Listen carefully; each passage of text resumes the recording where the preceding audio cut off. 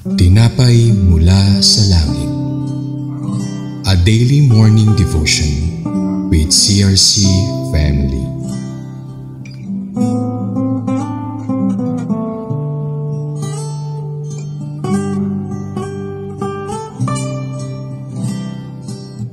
Hello kapatid, ako po si Brother George ng CRC Calabanga at samahan niyo po kami sa ating tinapay mula sa langit, ang pang-araw-araw na debosyon mula sa salita ng Diyos. At ngayon pag-uusapan natin ang isang kwento mula sa Biblia na nagtuturo sa atin tungkol sa pagsunod at sa mga kahihinatnan ng hindi pagsunod. Ang ating kwento ay matatagpuan sa mga Bilang Kapitulo 31, versikulo 12 hanggang 20, kung saan nagalit ng husto si Moises sa mga Israelita dahil pinanatili nila ang mga babae ng Midian. Bago ang lahat, magdasal muna po tayo. Panginoon, maraming salamat po sa araw na ito, panibagong araw ng kaligtasan at proteksyon na palagi mong ibinibigay sa amin. At salamat po sa pagpapanatili ng aming kalakasan at sa lahat ng mga biyayang ipinagkakaloob mo sa amin. Ipinapanalangin namin ang katagumpayan ng araw na ito at naway ang iyong mga salita ay punuin ang aming mga puso at magamit sa aming mga buhay. Ibinabalik na po namin ang lahat ng papuri at pasasalamat sa pangalan ni Jesus na aming Diyos at tagapagligtas. Amen. At basahin po muna natin ang mga Bilang 31 verse 12 to 20. Ang lahat ng kanilang nasamsam ay inuwi nila sa kanilang kampo na nasa kapatagan ng Moab, sa tabi ng Jordan at sa tapat ng Jericho. At dinala nila ang mga ito kay Moises sa paring si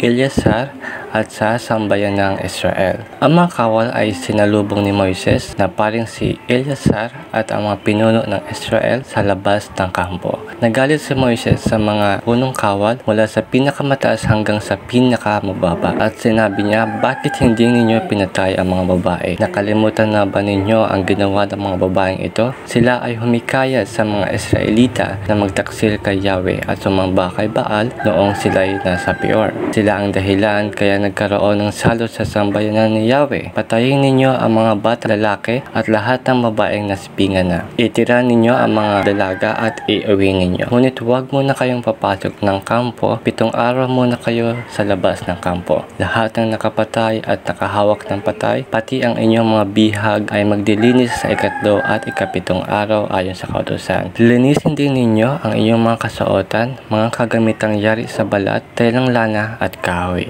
Sa ating binasa, matapos ang isang malaking tagumpay laban sa mga Midianita, dinala ng mga Israelita hindi lamang ang mga nasamsam sa digmaan, kundi pati na rin ang mga babae at bata. Nang makita ito ni Moises, siya ay nagalit. Bakit? Dahil ang mga babaeng Midianita ang siya nagtulak sa mga Israelita sa kasalanan, na naging sanhi ng kanilang pagtalikod sa Diyos at pagsamba sa mga huwad na Diyos. Alam ni Moises na ang pagpapanatili sa mga babaeng ito ay magdadala muli sa Israel sa kasalanan. Nagbigay siya ng mahigpit na utos mula sa Diyos na lipulin ang lahat ng mandirigma ng Midian at ang lahat ng mga babae nilang nagdala sa kanila sa kasalanan. Sa hindi pagsunod sa utos na ito, nanganganib ang mga Israelita na muling mahulog sa parehong tukso na ikinagalit na ng Diyos noon.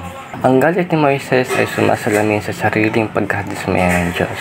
Nais niya na matutunan ng mga Israelita ang kahalagahan ng ganap na pagsunod at kabanalan. At nais ng Diyos na sundin natin ang kanyang mga utos ng buo, hindi lamang ang mga bahagi ng madali o maginhawa. At narito ang ilang mga aral na maaari nating matutunan mula sa ating binasa. Una, mahalaga ang pagsunod sa Diyos.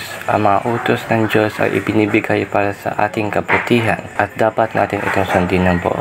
Bilang mga lingkod niya, tuntunin natin sundin ng buong puso at kaluluwa. Isa na ang pagbabahagi ng mabuting balita sa ibang tao, lalong-lalo na sa mga hindi pa nakakakilala ng husto kay Jesucristo. At pangalawa, ang ating mga kasalanan ay may kaakibat na kahihinatnan. Mula sa ating binasa, ang mga babaeng Midianita ang nagtulak sa Israel sa kasalanan na nagkaroon ng banta para sa bansang Israel. Sa ating buhay, dapat nating iwasan ang mga sitwasyon at impluwensya na naglalayo sa atin sa Diyos. Mga bagay na alam natin sa ating sarili sarili na maaari sa atin magtulak palayo sa Diyos. Bilang isang lingkod ng Diyos, dapat natin yan iwasan. Dapat maging matatag tayo sa paglilingkod sa Diyos at pagbabahagi ng mga salita niya. Pangatlo, bilang isang leader sa simbahan, binigyan tayo ng Diyos ng kapangyarihang mamuno sa ating nasakupan. Kailangan natin maging matatag at gabayan ang ating mga nasasakupan palayo sa kasalanan at patungo sa katwiran. At panghuli, sa ating panahon na napakaraming tukso sa kapaligiran, kagaya ng social media, online games, sport na nakakalis ng atensyon sa family, sa ministry at maging sa relasyon natin sa Diyos, tayo ay humingi ng tulong sa Panginoong Hesus sa pamagitan ng Holy Spirit na tayo ay bigyan ng anointing at magbasa ng salita ng Diyos at ito ay sundin.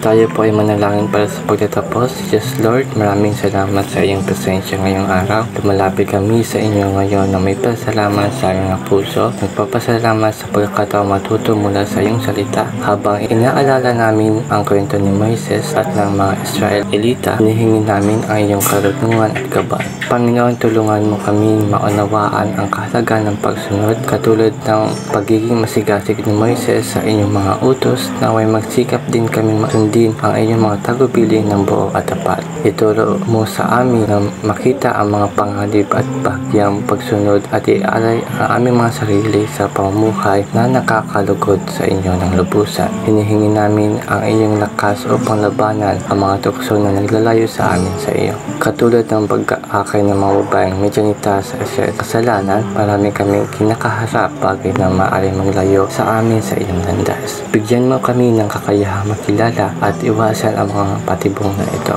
At tulungan mo kaming palibutan ang aming mga sarili na mga bagay na naglalapit sa amin sa iyo. Ipagkaloob mo sa aming mga leader ang tapang at karunungan na gabayan kami sa katwiran at pangunahan kami sa mga paraang nagbibigay karangalan sa iyo. Sa iyo na po namin ibinabalik ang lahat ng kapurian at kapasalamatan sa Panginoon Jesus na aming Diyos at tagapagligtas. Amen. Maraming salamat po sa inyong pagkikibahagi sa ating programa. Lagi po nating pagnilayan ang salita ng Diyos mula sa ating mga puso dahil lubos ang magiging kaunawaan natin dito. At malaya po ninyong i-share ang video na ito upang kayo rin ay maging pagpapala sa iba. Pagpalain po tayong lahat ng ating Panginoon. Magandang umaga.